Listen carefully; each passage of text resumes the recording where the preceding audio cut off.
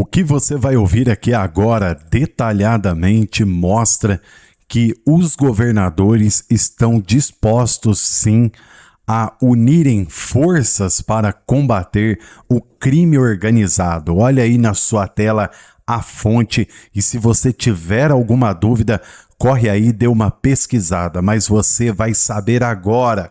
Não sei se você sabia ou não da mega operação que aconteceu contra o Comando Vermelho no Ceará, apreensão de fuzil, armas, e nós temos aqui todos os detalhes dessa mega operação que, sim, foi espelhada na operação que aconteceu no Rio de Janeiro por determinação da inteligência do governador Cláudio Castro.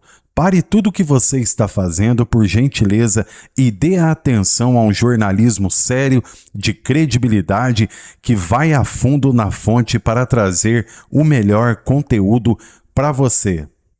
Parece que a operação no Rio de Janeiro, que acabou com a morte de mais de 100 traficantes do Comando Vermelho, está servindo de exemplo para outros estados.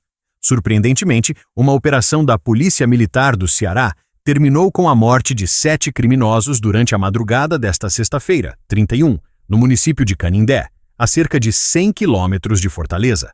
A ação, segundo as autoridades estaduais, tinha como alvo integrantes da facção criminosa Comando Vermelho. Escuta aí por gentileza com muita atenção.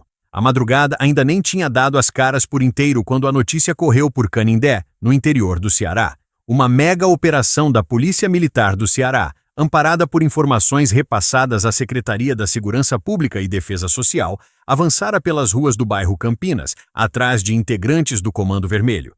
Quem mora ali conhece o peso desse nome. Não é sigla, não é sigilo, é presença. É sussurro no bar, passo apressado nas esquinas, olhares que desviam. E naquela sexta-feira, dia 31, a poeira levantada pelas viaturas não era só poeira. Era o anúncio de um confronto que, segundo as autoridades, começou com tiros e explosivos lançados contra a guarnição e terminou com 7 suspeitos atingidos, socorridos e, mais tarde, mortos no hospital. As armas recolhidas, um fuzil, 4 pistolas, 3 revólveres e mais de 150 munições, além de porções de drogas, foram apresentadas como o saldo material de uma madrugada em que o Estado decidiu ocupar o terreno e dizer em alto e bom som que não arredaria o pé. Não é de hoje que o Ceará vive o vai-vem dessa disputa pelo território das facções. A cada esquina onde a polícia sobe, há uma rua lateral por onde os criminosos descem. Cada apreensão de arma é, ao mesmo tempo, um alívio e um lembrete de que existe um arsenal de reposição circulando nas sombras. A ofensiva em Canindé não nasceu do nada. Ela partiu, segundo o que foi divulgado, de denúncias sobre a presença de homens armados que estariam impondo medo e rotina de ameaça aos moradores. A chegada dos policiais por volta das 3 horas encontrou resistência imediata. Tiros de um lado, tiros de outro, explosivos lançados contra o avanço das equipes e a resposta enquadrada no princípio da legítima defesa, como frisou a Secretaria da Segurança Pública e Defesa Social. No desfecho, nenhuma baixa entre os agentes, nenhum morador ferido e o governo do estado, por meio do governador Eumano de Freitas, exaltou o resultado, destacando o que considera um ponto essencial: proteger a população sem vítimas inocentes. Mas a madrugada de Canindé não é um episódio isolado gravitando sozinho no noticiário. Ela surge logo depois de uma operação de grande repercussão no Rio de Janeiro, apontada por autoridades como um golpe duro contra o Comando Vermelho, com o registro de mais de 100 mortos ligados à facção. A comparação apareceu quase automaticamente, tanto pela semelhança dos alvos quanto pelo timing político e policial.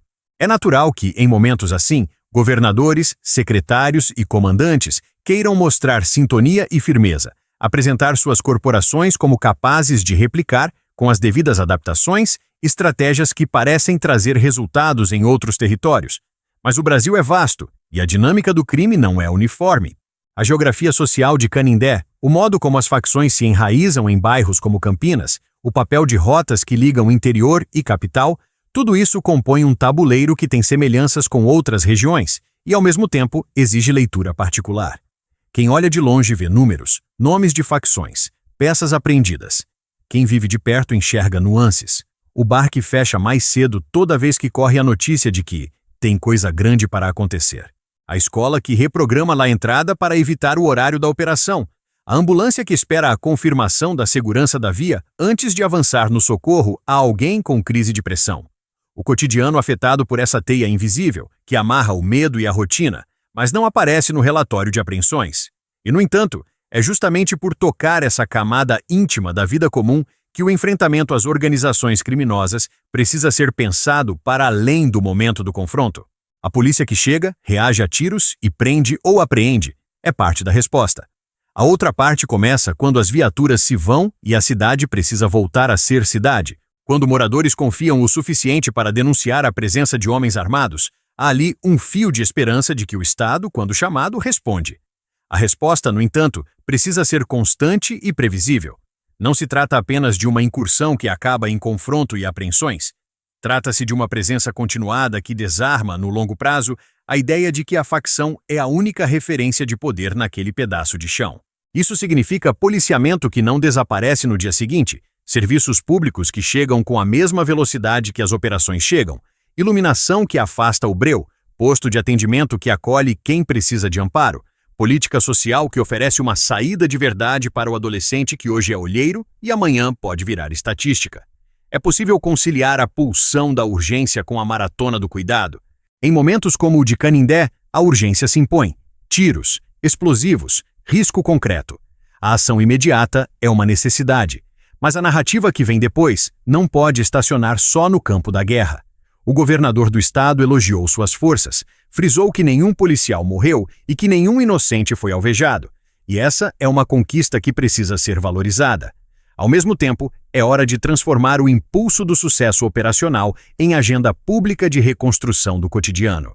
O bairro Campinas, como tantos outros, quer voltar às suas pequenas normalidades. O comércio que reabre sem medo, a feira de fim de semana que retoma o barulho bom, a roda de conversa na calçada que deixa de ser interrompida pelo estalo que ninguém sabe se foi moto sem escapamento ou disparo perdido. A comparação com o Rio de Janeiro, que paira como pano de fundo, traz também um debate sobre modelo. Há quem acredite que operações de grande porte, longas e de impacto, são um caminho para esmagar a capacidade de reação das facções. Há quem alerte para os riscos de ampliar o dano colateral, alimentar a espiral da violência e, no limite, perder a mão e o apoio da população. Em Canindé, a nota oficial ressalta a ausência de vítimas inocentes, e isso é essencial para manter a confiança.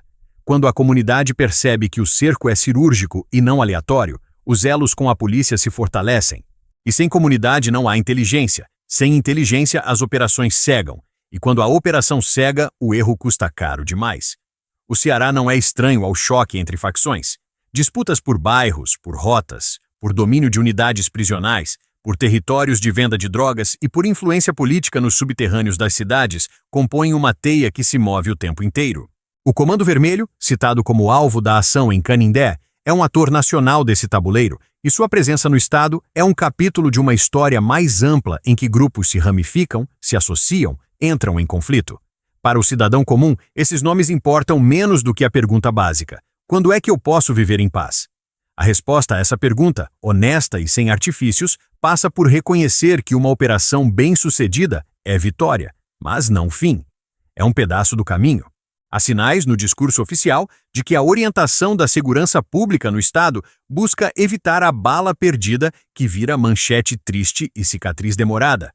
A nota divulgada pela Secretaria da Segurança Pública e Defesa Social acentua o contexto de legítima defesa e descreve a sequência de fatos que levaram à morte dos suspeitos, já no hospital, depois de socorridos.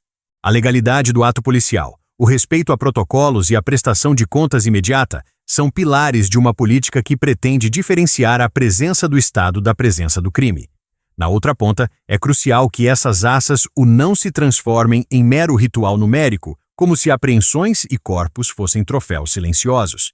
O que dá sentido ao que aconteceu em Canindé é a possibilidade de que, no dia seguinte, crianças cheguem à escola, trabalhadores sigam para seus postos e famílias jantem na calçada, sem medo. No rastro de uma madrugada assim, as perguntas práticas também se impõem. Como garantir que a área não volte a ser ocupada por armas novas, homens novos, o mesmo medo velho? Como impedir que o vazio de poder deixado por uma facção seja imediatamente preenchido por outra, reconfigurando o mapa do crime sem aliviar o peso sobre quem mora ali? Como sustentar o vínculo com os moradores que denunciaram, garantindo que eles não ficarão expostos à retaliação? As respostas passam por estratégia e por cuidado. Estratégia é manter o patrulhamento com inteligência, evitar o previsível, antecipar rotas de fuga, secar as fontes de armamento e de dinheiro. Cuidado é proteger o denunciante, fortalecer redes locais, apoiar quem quer sair da órbita do crime e precisa de emprego, estudo, saúde, cultura. Estratégia sem cuidado é músculo sem coração. Cuidado sem estratégia é intenção sem braço. A fala do governador, celebrando a ausência de mortes entre policiais e de feridos inocentes, também funciona como recado para dentro da própria corporação. É seu modo de dizer que o protocolo importa, que o resultado que o governo espera das forças de segurança inclui técnica, prudência e respeito à vida. Quando esse recado se transforma em prática, a corporação ganha lastro diante da opinião pública. E o morador que hoje mantém distância pode, amanhã, se sentir à vontade para bater na porta do posto policial e dizer: tem gente armada ali. O círculo virtuoso, quando se instala, muda o jogo. E é disso que se trata, afinal, mudar o jogo, inverter a sensação de que o crime dita as regras e o Estado corre atrás. No entanto, a criação desse novo ciclo depende também de como a sociedade civil reage e participa. As lideranças comunitárias que conseguem conversar com todos, os coletivos que organizam atividades de esporte e cultura, as igrejas que acolhem e ressignificam, as escolas que abrem de noite para cursos e rodas de leitura, tudo isso pode parecer pequeno diante de um fuzil apreendido, mas, no tempo longo, é o que desarma a vocação do território para a violência. A operação em Canindé abriu um clarão. A pergunta agora é o que atravessa esse clarão. Se atravessarem somente viaturas, haverá impulso. Se vierem também professores, agentes de saúde, assistentes sociais, arte, esporte, trabalho, então haverá transformação. Enquanto as notícias se espalhavam pela região, houve quem respirasse aliviado e quem apertasse o passo. Houve porta que se abriu e janela que se fechou. A cidade é sempre ambígua. Ela acolhe e assusta, protege e expõe. O que se pode dizer, neste dia que amanheceu mais pesado do que a véspera, é que o Estado foi chamado e respondeu com a força que entende necessária. O balanço oficial mostra armas, munição, drogas e 7 mortos do lado de lá, nenhum ferido do lado de cá. E esse retrato, frio e objetivo, não dá conta de tudo o que pulsa por trás, mas ele indica um ponto de partida. Quando a comunidade chama, alguém atende. Que esse atendimento não se limite ao barulho das sirenes. Que ele inclua a sutileza do cuidado. Há quem veja nessas operações um laboratório que pode irradiar para outros estados, como se as polícias estaduais pudessem compartilhar manuais e protocolos e, a partir daí, replicar resultados. Até certo ponto, isso é verdade. Há técnicas que se ensinam, a inteligência que se compartilha, a coordenação que se aperfeiçoa. O que não se exporta com facilidade é a realidade miúda de cada bairro, a história que um território conta de si mesmo, a rede de afetos e medos que organiza a vida num lugar. Por isso, a operação de Canindé é exemplo e é alerta. Exemplo porque demonstra resposta rápida e resultados sem vítimas inocentes. Alerta porque lembra que não há solução única para o país inteiro. Cada esquina pede um mapa, cada comunidade precisa ser escutada. Cada ação deve nascer do conhecimento minucioso do chão que se pisa. No fim do dia, o que resta é a esperança de que o próximo plantão no bairro Campinas comece com menos sobressaltos. Que a conversa na calçada volte a ser sobre a chuva, o preço do tomate, o jogo do fim de semana. Que o Estado, presente e firme, seja reconhecido não apenas pelo estampido da madrugada, mas também pela constância silenciosa do cuidado. Que o morador que ontem temeu sair de casa hoje arrisque um sorriso quando passar a viatura, não por submissão, mas por confiança. Que os meninos que hoje decoram os caminhos da fuga possam decorar, amanhã, as falas de uma peça de teatro na escola. Que a cidade volte a ser cidade. E que o relatório que enumera fuzil, pistola, revólver, munição e porções de droga seja, num tempo não tão distante, um papel que a gente leia como quem revisita um passado que ficou para trás. Enquanto isso não chega, é preciso nomear o que se viu e o que se quer. Viu-se uma ação policial que, segundo as autoridades, reagiu a uma agressão e retirou de circulação armas e suspeitos ligados a uma facção que há anos tenta colonizar territórios no Ceará. Quer-se que isso signifique mais do que a fotografia de uma apreensão. Quer-se que signifique começo de virada. E quando a virada acontece, ela quase nunca aparece em letras garrafais.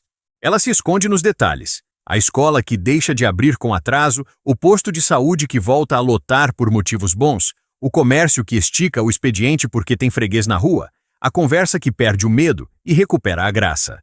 Em Canindé, na madrugada de sexta-feira, dia 31, esse roteiro começou com barulho.